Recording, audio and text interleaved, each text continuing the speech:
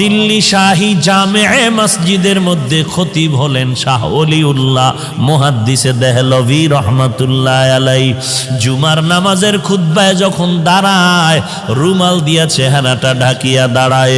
একজন দাঁড়ায় বলে, হযরত আপনি চেহারা ঢাকিয়া খুতবা পড়েন, কারণটা কি?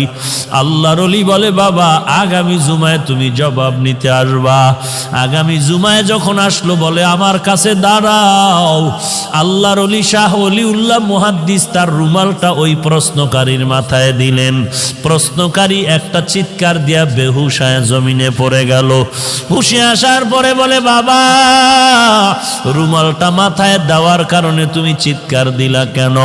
ওই লোকটা বলে, আল্লাহর কসম, আপনার রুমাল আমার মাথায় দেওয়ার পর দিল্লির বিশাল শহরে তাকায় দেখলাম লক্ষ লক্ষ মানুষের মধ্যে কোনো মানুষ নাই। মাঝে মাঝে দুই একটা মানুষ দেখা যায়, আর বেশিরভাগ দেখা যায় কুকুর আর বানরের সুরতে। গর্ব সুরত আদমি ইনসাবুদে আহমদবু জাহলো হামেক সাবুদে আদমিরা আদমিয়ত লাজিমাস্ত উদেরা গরবুনা বাশুদ হি জামাস। গোটা দুনিয়াটা শাসন করেছেন দুইজন, শোষণ করেছে দুইজন। একজন শাসনকর্তা সুলাইমান পয়গম্বর, আর একজন শাসন করেছিলেন বাদশাহ যুলকারনাইন। ইন্তেকালের আগে বাদশাহ যুলকারনাইন বললেন, মরার পরে জানাজা পড়াইয়া কাফনের ভেতর থেকে হাত দুইটা বের করে এলাকায় ঘুরায় ঘুরায় কবরে নিয়ে যাওয়া। যখন জানাজার পরে এমন করা হলো, দুনিয়াওয়ালারা কয়, দেখ দেখ, দুনিয়ার ক্ষমতা পাইয়াও লোভ এখনো সামলাইতে পারে না, মরার পর আরো চায় আরো চায়। ইমানওয়ালা কয়, না রে বেয়াকুফ, না না, বাদশাহ যুলকারনাইন গোটা মানুষের সবক দিয়া গেল। আমি দুনিয়ার পুরা ক্ষমতা পাইয়াও আজ খালি হাতে কবরে যাইতেছি। এরে নবীর উম্মতের দল, কিসের মাস্তানি আর কিসের বাহাদুরি করো? তোমার আপন ছেলে যার জন্য তোমার ঘাম নষ্ট করে কামাই রুজি করে বাড়ি গাড়ি করো, ওই ছেলেটা তোমার গুনার ভাগ নিবে না, ওই মেয়েটা তোমার গুনার ভাগ নিবে না, তোমার মা তোমার আপন গুনার ভাগ নিবে না। দুনিয়াতে যদি মামলায় পড়ে যাও, বিপদে পড়লে দেখছনি মা বাবায় বলে, এই সন্তান আমি চাই না। একটু বিপদে পড়লে মা সন্তানেরে ভুলিয়া যায়, আবার সন্তান মা বাবারে ভুলিয়া যায় স্বার্থের ভরি টানে ভরিয়া। অতএব তুমি কার পিছনে দৌড়াও, সব বাদ দিয়া তুমি আমার মাওলার সাথে যোগাযোগ লাগায়া দাও। আল্লাহকে ডাক দিয়া বলো, হে মালিক, দুনিয়াতে এই 70 বছর 60 বছর 40 বছর হায়াতে আমার প্রত্যেকটা সেকেন্ড আমি আমার দুনিয়ার লাইনে ব্যয় করলাম, বন্ধুর লাইনে ব্যয় করলাম, আমার খেলার মাঠের বন্ধুর পিছনে আড্ডা দিয়া সময় নষ্ট করলাম, লেখাপড়ার মাঠে আমার ছাত্র ভাই বোনের পেছনে সময় দিলাম, কর্মজীবনে আবার আমি টাকার পেছনে সময় দিলাম। আজান কানে আসছে মসজিদে যাই নাই, আলেম ওলামার মাইকির বয়ান আসছে বয়ানে যাই নাই, আল্লাহওয়ালারা ডাকছে আসো, মুয়াজ্জিন ডাকছে আসো, যাই নাই। ও আল্লাহ, সব জিন্দেগি বরবাদ করে ফেললাম। চোখ দুইটা বন্ধ করে তাকায় দেখি আমার আমল নামায় ভালো একটা নেক আমল নাই। ওরে বান্দা, আল্লাহ যদি জিজ্ঞাসা করে এমন একটা ওসিলা পেশ করো। আইয়ুব নবী এত বিছানায় অসুস্থ, সবাই পোকা পড়ার কারণে দুর্গন্ধে এলাকা ছাড়িয়া সবাই চলে যায়। আইয়ুব নবী এখন কাঁদতেছে, আল্লাহ সবাই আমারে ছাড়িয়া যায়, তুমি আমারে ছাড়িয়া দিও না রে আল্লাহ। এই কান্নার মধ্যে তাকায় দেখে অনেক বিবি তার ছিল, কয়েকজন বিবি আইসা বলে আমাদের তালাক দেন, আমরাও চলে যাব।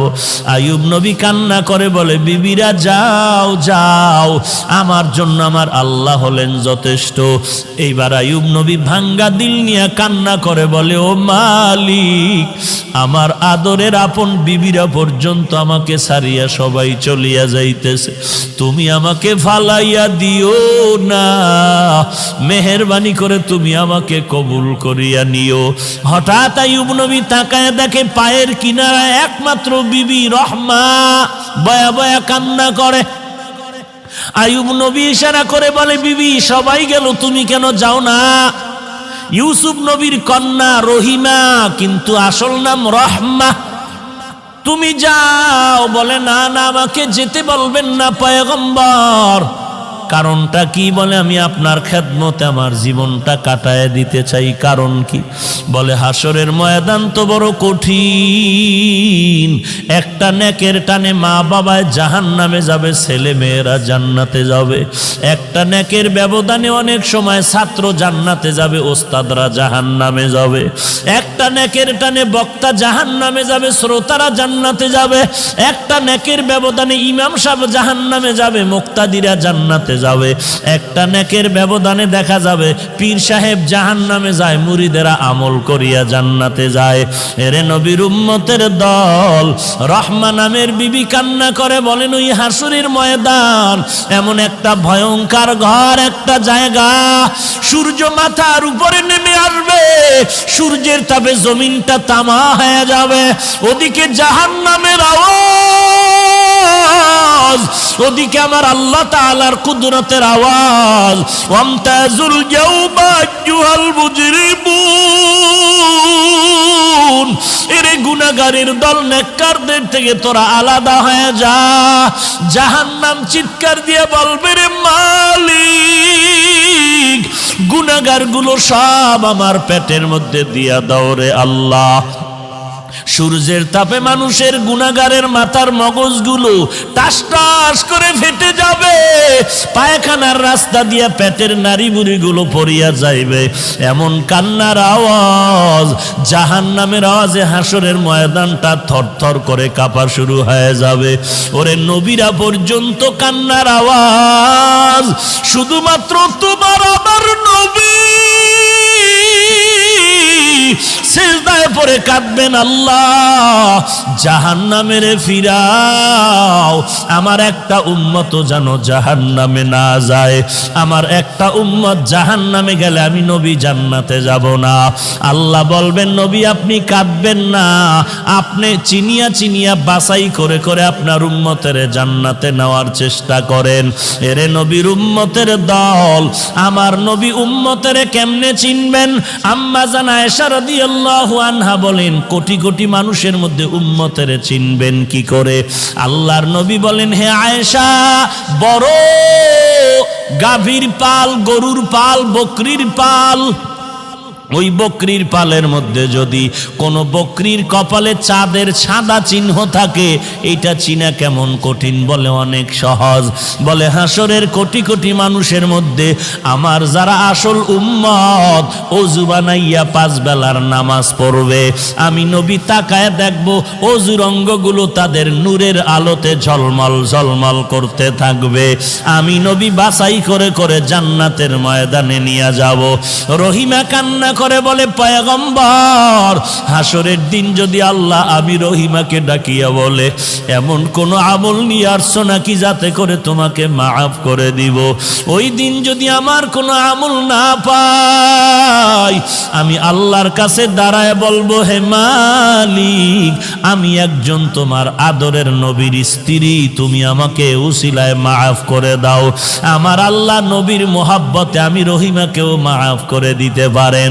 এরে পর্দার আড়ালের মা, আমি হাফিজুর রহমানের মা, তুমিও মা। মনটা কি চায় না একজন আলেমের মা হয়ে কবরে যাও, একজন হাফেজে কোরআনের মা হয়ে কবরে যাও। তুমি মরার পরে তোমার সন্তান জানাজা পড়াবে, তুমি মরার পরে তোমার সন্তান কবরে গিয়া কোরআন পড়ে দোয়া করবে। যদি এমনটাই চাও, স্বামীর খেদমত করো, সন্তানের কোরআনওয়ালা বানাও, আল্লাহর মোহাব্বত নিয়ে পর্দা করে চলো, আর আল্লাহর কাছে চোখের পানি ছেড়ে কান্না করো, আল্লাহ এমন সন্তানের মা বাবা বানায় দাও যেই সন্তান আমি মরার পরে জানাজার ইমাম হতে পারে। এরে যুবক, আল্লাহর কাছে তওবা কর। যৌবনের 3 ভাগের 2 ভাগ গুনাহের কাজে ব্যয় করছো, আর কয়দিন বাহাদুরি করবি? এখান থেকে ঘর পর্যন্ত যাওয়ার গ্যারান্টি তোর হাতের মধ্যে নাই। এরে যুবক, আমিও তো তোর মতো একটা যুবক সন্তান। তোর ডানে বামে তাকায়া দেখ, তোর মতো যুবক স্কুল কলেজে পড়ে নামাজ বাদ দেয় না, তুই কেন পারো না? তোর মতো যুবক র্যাব আর্মি পুলিশ বিডিআরের চাকরি করে নামাজ বাদ দেয় না, তুমি কেন পারো না? তোমার মতো যুবক তাকায়া দেখো, কৃষি কাজ করে, নদীতে কাজ করে, শ্রমিকের কাজ করে, নামাজ বাদ দেয় না, তুমি কেন পারো না? কয়দিন আর গুনার কাজ করবি রে বাবা? জাহান্নামের আগুন কি সহ্য করতে পারবি? আল্লাহর কোরআনটাকে তুই কি মিথ্যা মনে করেছো? নবীর হাদিস কি মিথ্যা মনে করেছ? আল্লাহর কোরআনের আওয়াজ এক জাররা পরিমাণ গুনাহ নিয়ে যদি কবরে যাও, ওই কবরের 2 পার্শ্বের মাটির চাপ পাজরের হাড় চুরমার হয়ে যাবে, সহ্য করতে পারবি না রে আল্লাহর বান্দা। তওবা কর, আল্লাহর কাছে কান্না কর। ও আল্লাহ, জীবনে আর কোনোদিন নামাজ ছাড়বো না, বেপরদায় চলবো না, আর কোনোদিন মা বাবার সাথে বেয়াদবি করব না, আলেম ওলামাদের সাথে বেয়াদবি করব না, আর কোনোদিন দেশের বিরুদ্ধে জাতির বিরুদ্ধে ষড়যন্ত্র